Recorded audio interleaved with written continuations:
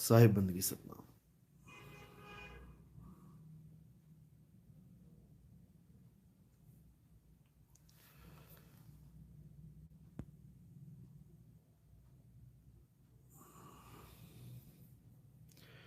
अंकुर जी सतनाम, साहिब बंदगी सतनाम, मोहित सतनाम,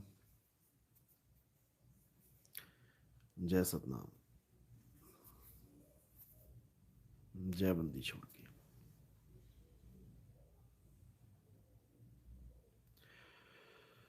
अंकुरदास जी फरुखाबाद, अब तो सिर्फ रोना आ रहा है, काश ये ज्ञान हमको पहले क्यों नहीं मिला। सतनाम। देखिए, जो भी होता है हर चीज का समय निश्चित होता है। ये ज्ञान पहले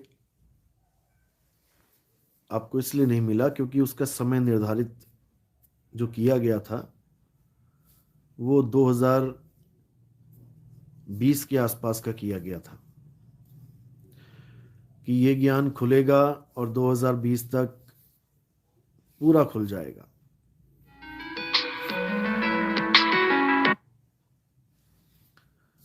तो जैसे कि सारी वाणियों में मैंने प्रमाणित भी किया था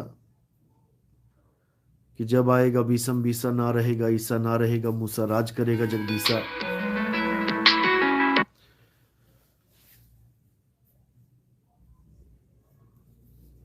तो ये सब उसी का एक हिस्सा है। शुक्र करो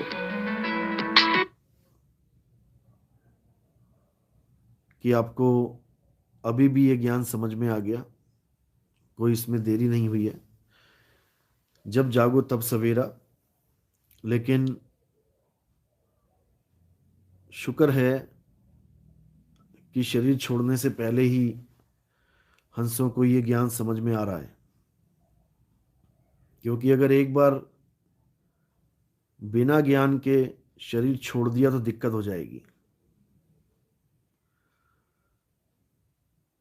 इसीलिए इस ज्ञान को हर प्रकार के ज्ञान के खुल जाने के बाद ही उजागर किया गया। सारा ज्ञान खुल चुका है, अब कोई नया ज्ञान आने वाला नहीं है। ये कान में फूकने वाले, ये नाभि पे ध्यान लगाने वाले, ये इंगला पिंगला सुषमना वाले, ये श्वासों पे अधर जो श्वासा चल रही है उल्टी श्वासों पे ध्यान लगाने वाले, ये सूरज चांद सितारे दिखाने वाले, ये हर प्रकार का जितना भी ज्ञान है ये सब खुल चुका है। ये जप तप व्रत नित नेम पूजा पाठ, ये चक्र जागरण सब कुछ खुल चुका है, हर चीज खुल चुकी है। अब कोई नया ज्ञान संसार में आने वाला नहीं है। ये जो मूल ज्ञान है ये दुनिया का सबसे पुराना ज्ञान है, लेकिन कहते हैं पुरानी चीज ढकी रह जाती है, नहीं मिलती जल्दी, और सबसे बाद में मिलती है तो वो नई जैसी लगती है। अभी लोगों को लग रहा है कि ये बिल्कुल नया ज्ञान आया है। ये नया ज्ञान नहीं है, ये तो मूल ज्ञान है। ये पुराने से भी पुराना ज्ञान है। गीता खोल के देखिए, गीता में इसी ज्ञान का जिक्र किया गया है। वेदों में भी इस ज्ञान का जिक्र है, आत्म ज्ञान का जिक्र हर जगह है। लेकिन हम समझ नहीं पाए, हमें कोई समझाने वाला नहीं मिला, इसलिए हमें ये ज्ञान बिल्कुल नया लग रहा है। हम आत्मज्ञान को नहीं समझ पाए, इसीलिए ये जंतर तंत्र मंत्र ज्ञान, ये हर प्रकार का ज्ञान हमारे ऊपर चढ़ा दिया गया। हम आत्मज्ञान को नहीं समझ पाए इसलिए। अगर हम शुरू से ही आत्मज्ञान को समझ रहे होते तो हमें ये जंतर मंत्र कोई पकड़ा ही ना पाता। लेकिन हम आत्मज्ञान को नहीं समझ पाए, इसलिए तरह तरह के गुरु आए और हमें अपने जालों में उलझाते चले गए। इसीलिए आपको लग रहा है कि ये नया ज्ञान है, ये हमें पहले क्यों नहीं मिला। तो इस चीज को दिमाग से बाहर निकाल देना है कि ये कोई नया ज्ञान है, ये बहुत पुराना ज्ञान है, बस छुपा के रखा गया था, गुप्त ज्ञान था। इसी गुप्त ज्ञान को उजागर करने के लिए एक समय चुना गया था और उसमें इसको भरपूर उजागर कर दिया गया। अब जो भी इसको सुन रहा है, समझ रहा है, वो पूरी तरह से इस ज्ञान को अपना रहा है, क्योंकि पहले का सारा ज्ञान उसके सामने आ चुका है। दुनिया भर के जंतर मंतर तंत्र सब उसके सामने आ चुके हैं। उसको पता है कि कौन से गुरु क्या कर रहे हैं, और वो कर भी चुका है। लेकिन अब उसको जब पूरी बात समझ में आ गई जीव को, तो अब वो निर्णय कर पा रहा है केवल कि मैं आज तक क्या करता रहा, इतने साल मैंने कैसे कहां कहां बिता दिए। अब उसका शोक मना रहा है, लेकिन शोक मनाने की जरूरत नहीं है। मैंने पहले भी कहा था, ये सब क्लासेस होती हैं। कोई छोटी क्लास में है अभी, कोई उससे ऊपर पहुंच गया, कोई और उससे ऊपर पहुंच गया, कोई हाई क्लास में आ गया। तो इसी प्रकार ये हर प्रकार की भक्ति एक क्लास होती है। तो आपको इसमें कोई चिंता करने वाली बात नहीं है कि 30 साल आपने किसी और पंथ में लगा दिए। क्यों लगा दिए भाई? वहां का कोर्स पूरा करना था आपने। वहां का जो लेखा लिखा हुआ था आपके साथ, वो पूरा हो गया। अब आप आगे बढ़िए। कोई मूर्ति पूजा कर रहा है, ठीक है, उसका लेखा लिखा हुआ है, मंदिर के साथ उसका लेखा है, पंडित जी के साथ उसका लेखा है, वो अपना लेखा निपटा रहा है। जब उसको आगे का ज्ञान समझ में आएगा कि कृष्ण जी ने हमें क्या ज्ञान दिया था गीता में और हम क्या करते रहे, क्योंकि कृष्ण जी की गीता को पहले आपको समझना पड़ेगा। घर घर में, हर घर में जिस दिन गीता आ जाएगी, उस दिन हमारा काम बहुत आसान हो जाएगा लोगों को समझाना। इसलिए मैं भी कोशिश कर रहा हूं कि एक गीता के ऊपर भी एक एक गीता का सार, जैसे निचोड़ कहते हैं, क्योंकि गीता भी काफ़ी बड़ी है, 18 अध्याय हैं और इतने सारे श्लोक हैं। बंदा आलस करने लग जाता है कि नहीं पढ़ी जाती जी, नहीं, इतना टाइम नहीं होता। तो मैं भी सोच रहा हूँ कि एक लगभग 15-20 पन्नों की, या और भी छोटे पन्नों में, 10 पन्नों में गीता का जो पूरा सार है, जो निचोड़ है, जो पूरा काम की चीज़ है हमारी आत्मा के कल्याण के लिए, उसको निचोड़ के बिल्कुल 10 पन्नों में एक गीता का सारांश लिख के, और श्लोकों को डाल के उसमें जो जो इम्पोर्टेंट हैं, उसका एक बहुत ही प्यारा ग्रंथ बन सकता है और उसको बनाया जाएगा। तो उस ग्रंथ को व्हाट्सएप पे भी डाला जाएगा और प्रिंट भी करवाए जाएंगे। मैं तो चाहता हूँ कि हर हर गीता घर घर गीता, ये नारे के साथ हर घर में एक गीता तो आनी चाहिए, क्योंकि हिंदू समाज, हिंदू धर्म में जो हैं, उनको गीता का ही ज्ञान नहीं होता तो बड़ा अचरज होता है, बड़ा दुख भी होता है। क्योंकि सबसे पहले गीता का ज्ञान सबके जीवन में आना चाहिए, क्योंकि गीता इतना स्पष्ट समझाती है कि जितना कोई ग्रंथ नहीं समझा सकता, और बड़े सारांश में, एक ही अध्याय में, अध्याय 2 में ही पूरी आत्मा का सारा निचोड़ आ जाता है। लेकिन समझाने वाले समझा नहीं पा रहे हैं, या समझा भी रहे हैं तो फिर शरीरों की पूजा करवा दे रहे हैं। इसमें ज्ञान अधूरा रह जाता है। दिक्कत ये है, गीता का ज्ञान जो है वो 2 प्रकार का ज्ञान है। 2 प्रकार का, यानी कि एक सत ज्ञान और एक असत ज्ञान। उसमें यही 2 का जिक्र है। सत और असत के अलावा तीसरी कोई चीज ही नहीं है। तो असत में जितना भी शरीर, जितना भी शरीर की क्रियाएं, जितना भी शरीरों के भाव, जितने भी शरीरों के तत्व आदि जो कुछ भी है, वो सब असत ज्ञान में आ रहा है। और सत ज्ञान में केवल आत्मा आ रही है, केवल आत्मा। तो आत्मा और शरीर, ये 2 ही चीजें हैं गीता में। इसी को समझ लो। अध्याय 2 में इसी का खुलासा किया गया है कि हे अर्जुन, 2 प्रकार के तत्व हैं, एक असत तत्व है और एक सत तत्व है। असत और सत तत्व, इन दोनों में ही हमने निर्णय करना है कि हमें क्या चाहिए। हमें असत चाहिए या हमें सत्य चाहिए। असत का मतलब है शरीर। शरीर का मतलब है, फिर ये नहीं देखा जाएगा कि किसका शरीर। शरीर का मतलब शरीर, हर प्रकार का शरीर, सबका शरीर। तो अगर शरीरों से प्रेम करना है, शरीरों की पूजा करनी है, शरीरों को भगवान मानना है, फिर आप सत्य तक नहीं पहुंच सकते। फिर गीता का जो सत्य ज्ञान है, आत्म ज्ञान, वो आपके समझ में नहीं आएगा। और अगर आप गीता के अनुसार केवल सत्य को मानोगे, क्योंकि सत्य तो एक है, 2 तो हो नहीं सकते, तब ये गीता का ज्ञान आपको बिल्कुल परफेक्टली समझ में आएगा। और कृष्ण जी का इस दुनिया में आने का और गीता सुनाने का जो कार्य है वो भी सफल माना जाएगा, क्योंकि जब उन्होंने समझाया कि सत्य क्या है और आपके समझ में आ गया तो इसका मतलब कार्य पूर्ण हुआ। अब उन्होंने समझाया कि आत्मा सत्य है, आत्मा को चिंतन करो, आत्मा को जानो, गुरु के पास जाओ, गुरु से आत्मा का ज्ञान लो। उन्होंने समझाया लेकिन आपके समझ में नहीं आया। आप शरीरों की ही पूजा करते रहे, देवी देवताओं की पूजा करते रहे। ज्यादा से ज्यादा आपने कृष्ण जी के ही शरीर को भगवान मान के पूजना शुरू कर दिया। आप तब भी ना समझ पाए गीता का ज्ञान। कृष्ण जी ने कहीं भी ये नहीं कहा कि मेरे शरीर को पूजो, मेरे शरीर को भगवान मानो। उन्होंने तो विराट रूप दिखाने के बाद स्पष्ट बोल दिया कि ये मेरा काल रूप है, ये दयाल रूप नहीं है, परमात्मा स्वरूप नहीं है, ये काल रूप है। और सारी दुनिया के जीवों का, सारी दुनिया के लोगों का मैं नाश करने के लिए आया हूं। बिल्कुल स्पष्ट है, 11वां अध्याय 32वां श्लोक। इसके भाव को पकड़ना है आपने। वो इस रूप की कोई पूजा नहीं करवाना चाहते थे, इसीलिए काल का रूप बोला गया वहां पे।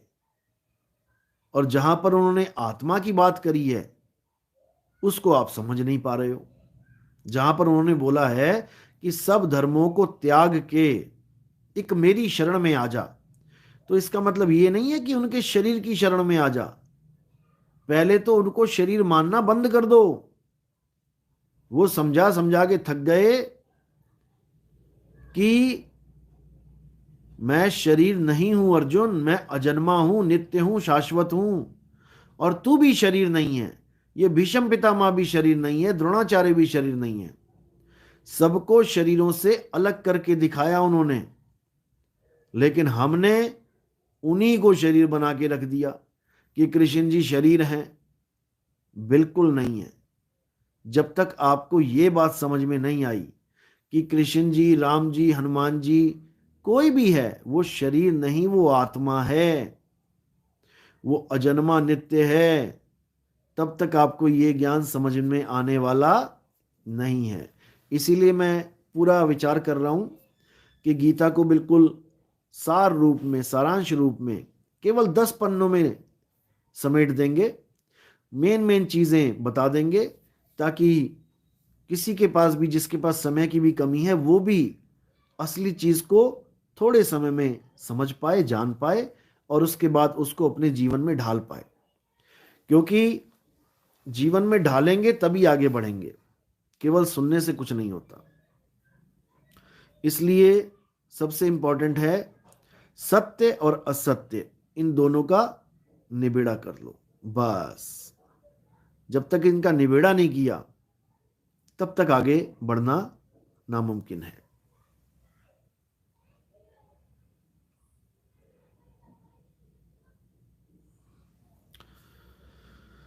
वीरेंद्र कुमार जी कह रहे हैं कि आपकी वाणी सुनकर ध्यान अधर द्वीप पर जा रहा है।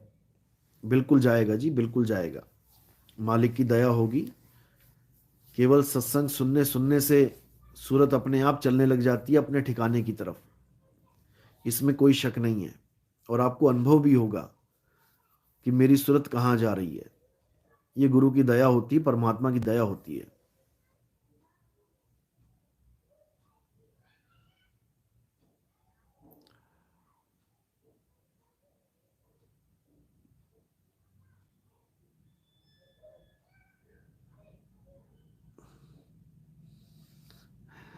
अरविंद सिंह तोमर,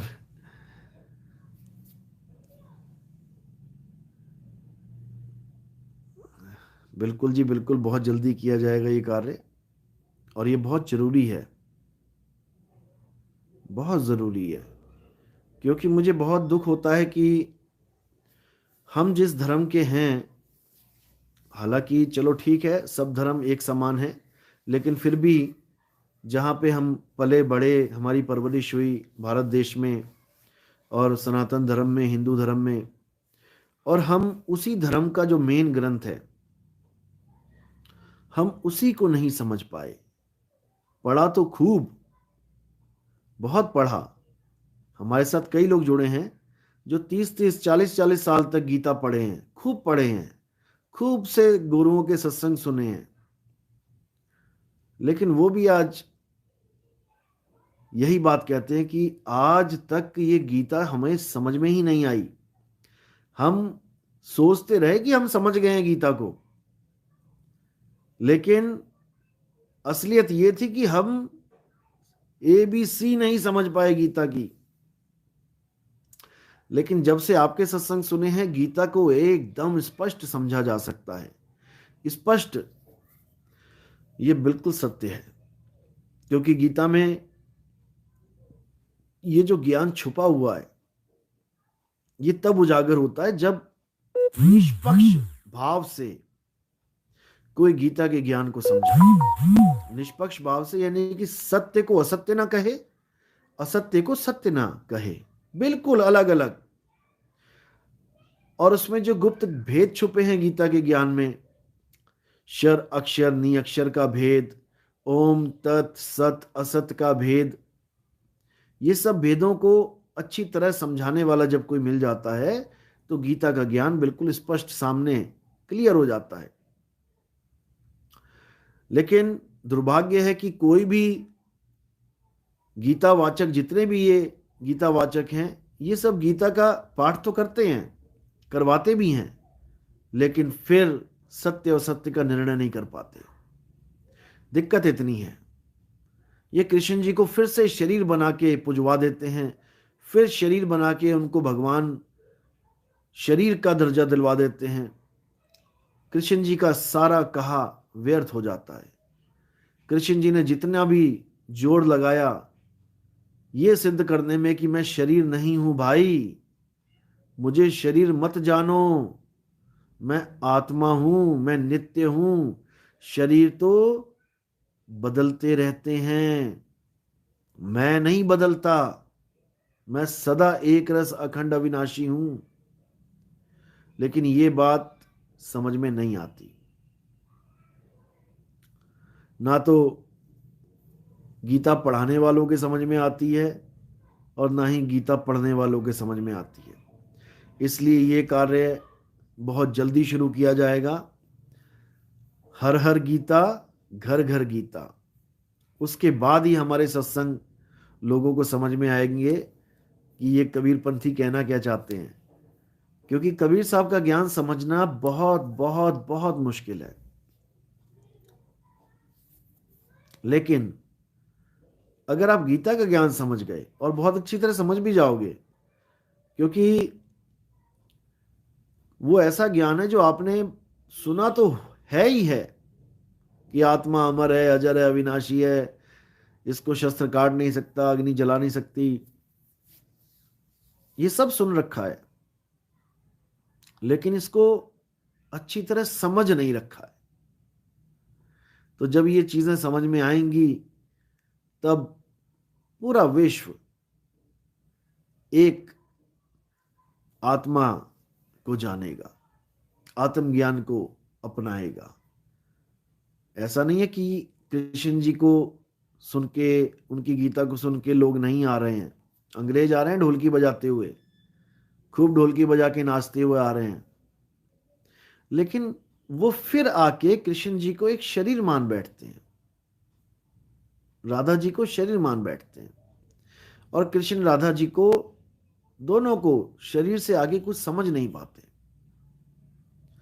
बस यही उनको क्लियर करना है कि भाई शरीरों से आगे एक वस्तु और है, और जिसको आत्मा कहते हैं। उस आत्मा का जब उनको पता लगेगा, जो गीता में कूट कूट के भर रखा है आत्मज्ञान, तब एक नया दौर आ जाएगा। और ये बहुत जल्दी होगा, क्योंकि हमारे साथ एस्कॉन के भी बहुत से साधक जुड़ गए हैं, और हमारे साथ बहुत से अन्य धर्मों के, अन्य पंथों के लोग जुड़ गए हैं, जो बड़ी वेग के साथ अपने सगे संबंधियों को, अपने रिश्तेदारों को, अपने मित्रगणों को हमारे सत्संग भेज रहे हैं। और सबसे अच्छी बात यह है कि हमारे सत्संग लोगों को बहुत अच्छी तरह समझ में भी आ रहे हैं। सबसे अच्छी बात यह है, किसी को समझने में कोई दिक्कत नहीं आ रही, क्योंकि समझाया इतनी आसान तरीके से गया है कि उनको एक ही बार में हर चीज समझ में आने लग जाती है। क्योंकि कुछ पुरानी पढ़ाइयां पढ़ रखी हैं, कोई किसी बाबा जी के पास है, कोई किसी बाबा के पास है, कोई कहीं पे है, कोई कहीं पे है, कुछ ना कुछ ज्ञान तो वो लेके बैठे ही हैं। तो बस हल्का सा उनको आगे बढ़ाना होता है, हल्का सा आगे बढ़ाया, हर चीज क्लियर होती चली जाती है। तो बहुत अच्छी बात है, बहुत ही फास्ट ये काम हो, मालिक की दया हो सब जीवों पे, क्योंकि आने वाला समय कुछ अच्छा नहीं है कि आप सोचो कि आराम का मजे का समय है। मजे का समय नहीं है ये समय, बहुत ऐसा समय चुना गया है, समझ लो कि अब क्या बोलूं मैं इसमें। यही निश्चित समय है, इसी में घर घर तक ये ज्ञान पहुंच जाना चाहिए, नहीं तो आगे बहुत दिक्कतें आने वाली हैं। सब संतों ने ऐसे ऐसे समय का जिक्र किया है कि हालत खराब हो जाए सबकी, लेकिन उससे पहले ये ज्ञान घर घर तक पहुंचे। भले कोई इसको अपनाए चाहे ना अपनाए, कोई इसको सुन के थैंक यू बोले चाहे गाली निकाले, उससे कोई फर्क नहीं पड़ता, वो उसकी किस्मत है। लेकिन कोई ये ना बोल पाए अंत समय में कि हे परमात्मा, मुझ तक तुम्हारा ज्ञान पहुंचा क्यों नहीं, मेरी क्या गलती है, मैं भक्ति नहीं कर पाया क्योंकि तुम्हारा ज्ञान मुझ तक पहुंचा ही नहीं। बस दिल से यही अरदास निकलती है कि चाहे कोई हिंदू है, चाहे कोई मुस्लिम है, चाहे कोई सिख है, चाहे कोई ईसाई है, चाहे कोई जैन है, चाहे कोई बौद्ध है। कितने बौद्ध और कितने जैनी हमारे सत्संग को सुन रहे हैं, ईसाई हमारे सत्संग को सुन रहे हैं, नाम दीक्षा ले रहे हैं, मुस्लिम भाई हमारे सत्संग सुन रहे हैं, नाम दीक्षा ले रहे हैं, सिख भाई हमारे सत्संग सुन रहे हैं, नाम दीक्षा ले रहे हैं। हिंदुओं में तो सारे ही लगभग जो भी सुनता है वो अपना ही है, आ ही जाता है। तो सबके पास ये ज्ञान पहुंचे, जो उनके पास ज्ञान है वो भी उनके पास ही है, वो भी शुक्र है कि कुछ नहीं से कुछ भला उनके पास है। लेकिन ये ज्ञान, ये आत्म ज्ञान, ये सबके पास पहुंचना बहुत जरूरी है, क्योंकि एक पल का भरोसा नहीं है कब किसके साथ क्या हो जाए, कब हंसता खेलता परिवार रोने बिलखने लगे, चीखने चिल्लाने लगे, कुछ नहीं पता आगे क्या होने वाला है। इसलिए जहां तक हो सकता है इस ज्ञान को फैलाएं, इस ज्ञान को शेयर करें, ग्रुपों में शेयर करें, अपने दोस्तों को भी बोलें कि आगे जो तुम्हारे ग्रुप है भाई उसमें केवल शेयर कर दो, भले खोल के कोई ना देखे, वो उनकी किस्मत है, लेकिन उनके मोबाइल में ये मैसेज पहुंच जाना चाहिए। परमात्मा की दया होगी तो वो जरूर खोलेगा, इसको सुनेगा, सुनेगा तो समझेगा, 184 में जाने से बचेगा, जन्म मरण से बचेगा। सबसे मेन चीज ये है कि हर इंसान को रास्ता मिले मुक्ति का।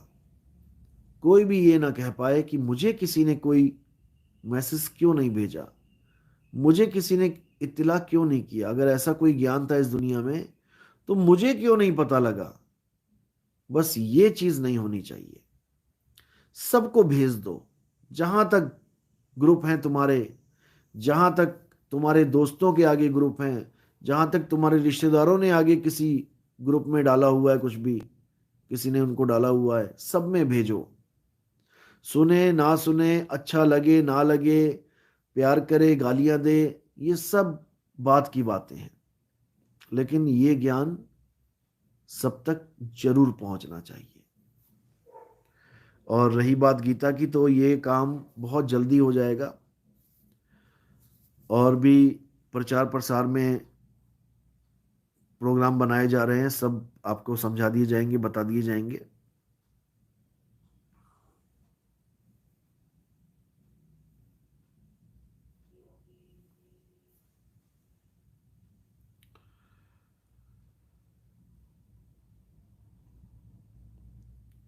चंद्रेश यादव, गुरुजी गीता में भगवान ने क्यों कहा कि मैं काल हूं?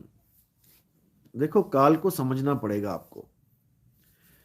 क्यों कहा काल हूं, इसको बहुत डीपली समझना पड़ेगा। इसके लिए आप हमारे सत्संग सुनो।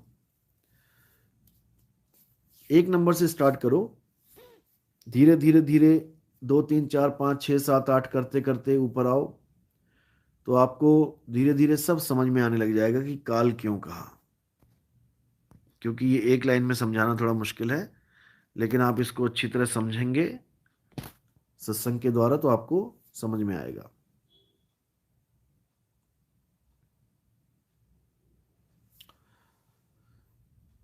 हैप्पी ऑस्ट्रिया से साई बंदगी सतनाम, गुरुजी परमात्मा ने इतना मुश्किल वापसी का मार्ग क्यों बनाया है? जो भी जगता है वो यही कहता है इससे आसान कुछ नहीं, फिर क्यों कोई 1 या 2 माया को पार कर पा रहा है? इतना भटकाव बाधा क्यों है? देखो, मार्ग परमात्मा ने मुश्किल या आसान नहीं बनाया है, मार्ग हमने मुश्किल और आसान कर दिया है। जब तक हमारा ध्यान संसार में भटकता है तब तक ये मार्ग बहुत मुश्किल है, और जब सारे संसार से भटकाव खत्म हो जाता है और सीधे धुर पे जाता है तब ये मार्ग बहुत आसान हो जाता है। इसमें परमात्मा का रोल नहीं है मार्ग मुश्किल और आसान बनाने में, ये सब हमारा ही किया धरा है।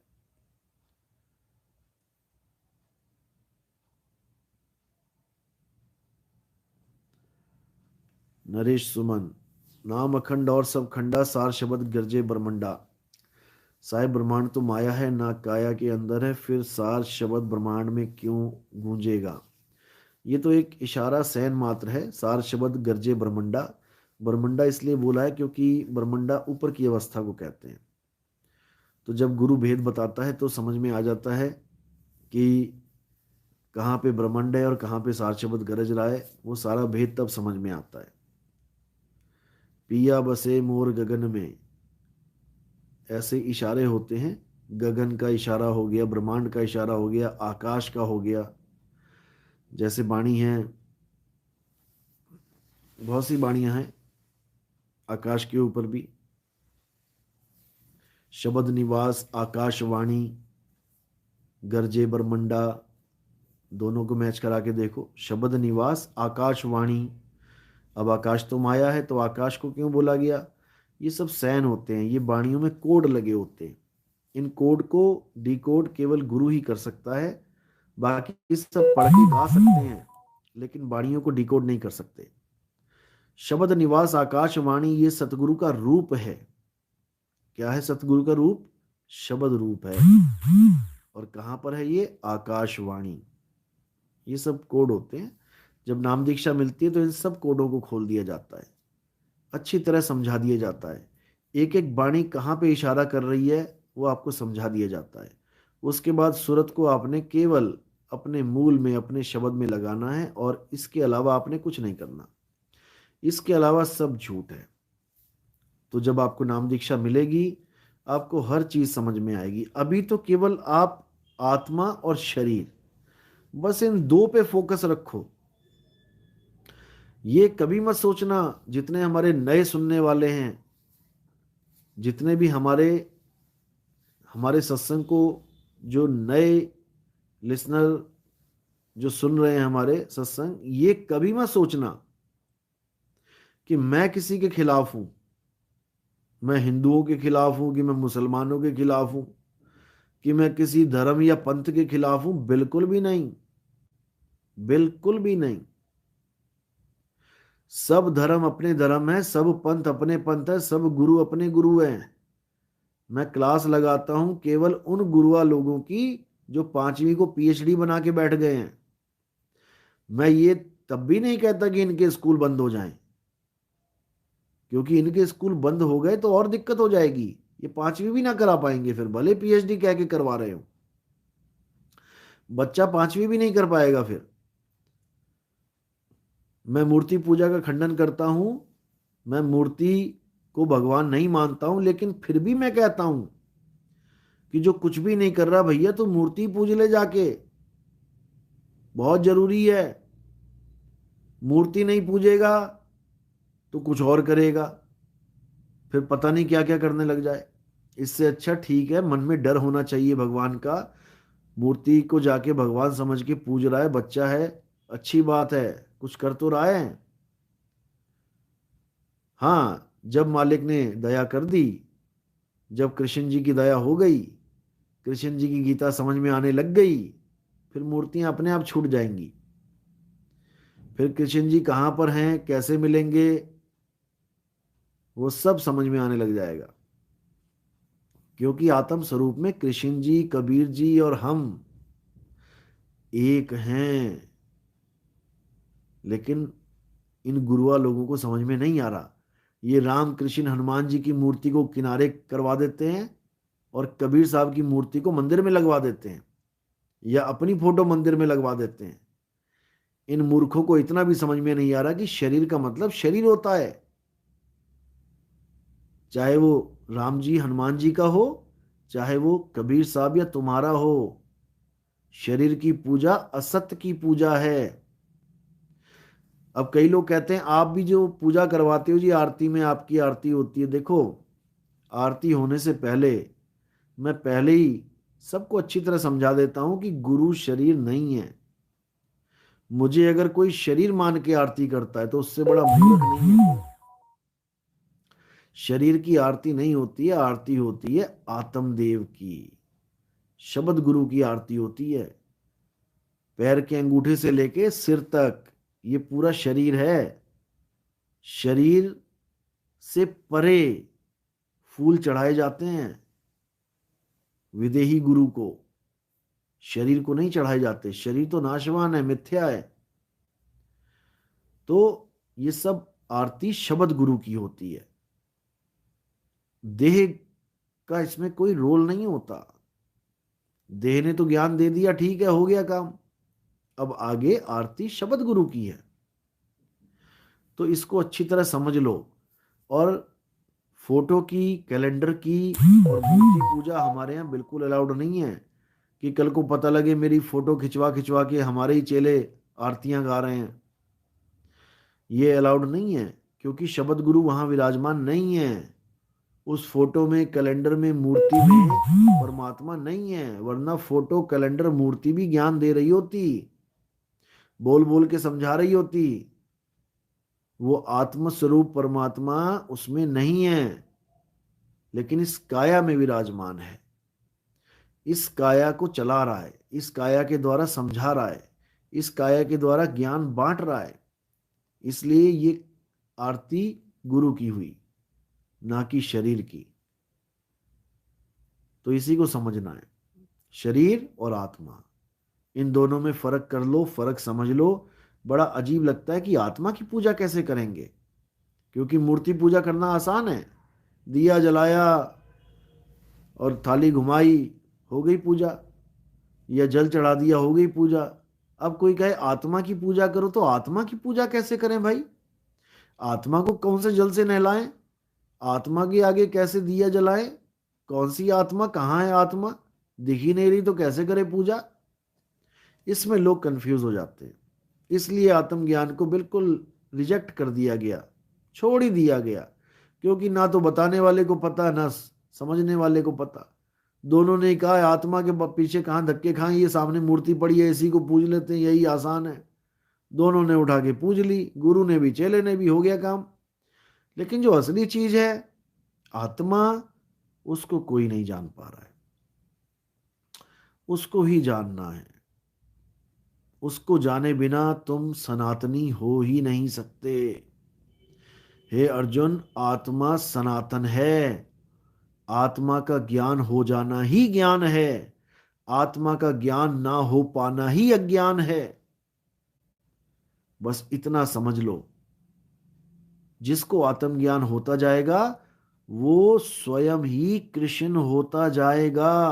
हे अर्जुन, जो मुझे तत्व रूप में जान जाते हैं वो मेरा ही स्वरूप हो जाते हैं।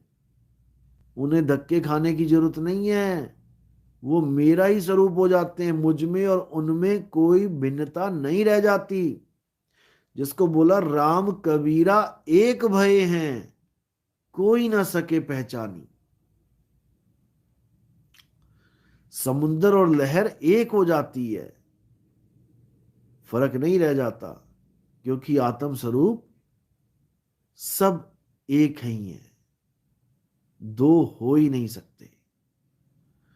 तो इसी को समझना है और बहुत अच्छी तरह प्रचार प्रसार करना है।